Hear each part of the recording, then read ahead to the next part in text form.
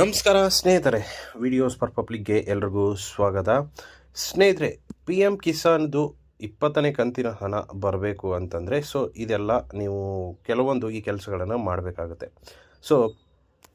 ಏನು ಆ ಕೆಲಸಗಳು ಏನೇನು ಅನ್ನೋದನ್ನು ಕಂಪ್ಲೀಟಾಗಿ ಹೇಳ್ತೀನಿ. ವಿಡಿಯೋನ ಕೊನೆವರೆಗೂ ನೋಡಿ. ಇಷ್ಟ ಆದರೆ ಒಂದು ಲೈಕ್ ಮಾಡಿ, ಚಾನಲ್ಗೆ ಹೊಸದಾಗಿರೋ ದಯವಿಟ್ಟು ಸಬ್ಸ್ಕ್ರೈಬ್ ಮಾಡೋದನ್ನು ಮರಿಬೇಡಿ. ಪಿ ಎಮ್ ಕಿಸಾನ್ದು ಏನಂತಂದರೆ ಒಂದು 19ನೇ ಕಂತಿನ ಹಣ ಯಾರಿಗೆ ಬಂದಿದೆಯಲ್ಲ, ಅವರೇನು ತಲೆ ಕೆಡಿಸ್ಕೊಳ್ಳೋ ಅವಶ್ಯಕತೆ ಇಲ್ಲ. 19ನೇ ಕಂತಿನ ಹಣ ಯಾರಿಗೆ ಬಂದಿಲ್ಲ ಅವರು ಈ ವಿಡಿಯೋನ ಕಂಪ್ಲೀಟಾಗಿ ನೋಡಿ. ಅಮೌಂಟ್ ಯಾರ್ಯಾರಿಗೆ ಬಂದಿದೆ ದಯವಿಟ್ಟು ಕಮೆಂಟ್ ಮಾಡಿ, ಎಲ್ರಿಗೂ ಗೊತ್ತಾಗಲಿ. ಇದೇನಪ್ಪ ಅಂತಂದರೆ, ಒಂದು ಯೋಜನೆ ನಿಮಗೆ ಗೊತ್ತಿರೋಂಥ ವಿಚಾರನೇ. ಏನಂತಂದರೆ, ವರ್ಷಕ್ಕೆ 6,000 ರೂಪಾಯಿ ಒಂದು ಕೇಂದ್ರ ಸರ್ಕಾರದ ಕಡೆಯಿಂದ ಸಿಗುತ್ತೆ, ಪಿ ಎಮ್ ಕಿಸಾನ್ ಯೋಜನೆ ಕಡೆಯಿಂದ.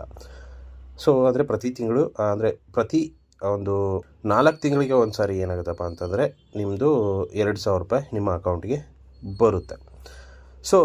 ಈ ಯೋಜನೆದು ಒಂದು 20ನೇ ಕಂತಿನ ಹಣ ಏನು 2,000 ರೂಪಾಯಿ ಇದೆಯಲ್ಲ, ಇದು ನಿಮಗೆ ಬರಬೇಕು ಅಂತಂದರೆ ನೀವು ಮೊದಲೇ ಏನು ಮಾಡಬೇಕಪ್ಪ ಅಂತಂದರೆ ಈ ಕೆಲವೊಂದು ಸ್ಟೆಪ್ಸ್ಗಳನ್ನು ಚೆಕ್ ಮಾಡಬೇಕಾಗತ್ತೆ.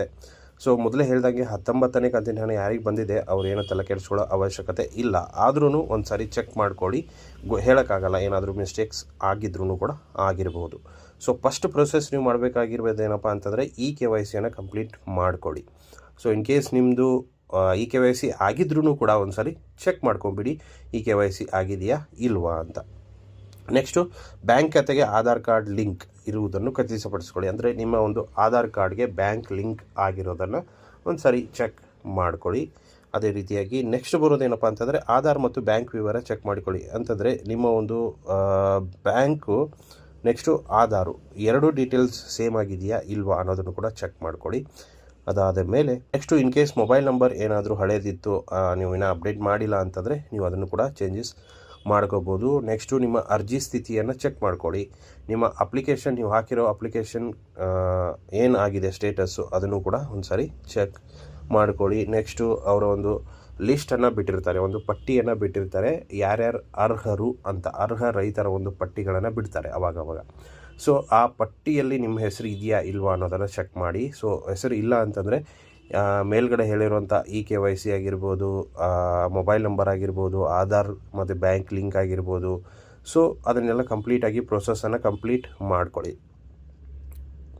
ಅದಾದ ಮೇಲೆ ನಿಮ್ಮ ಒಂದು ಜಮೀನಿನ ಒಂದು ವಿವರ ಏನಿರುತ್ತಲ್ಲ, ಅದನ್ನೆಲ್ಲ ಕಂಪ್ಲೀಟಾಗಿ ಚೆಕ್ ಮಾಡ್ಕೊಳ್ಳಿ.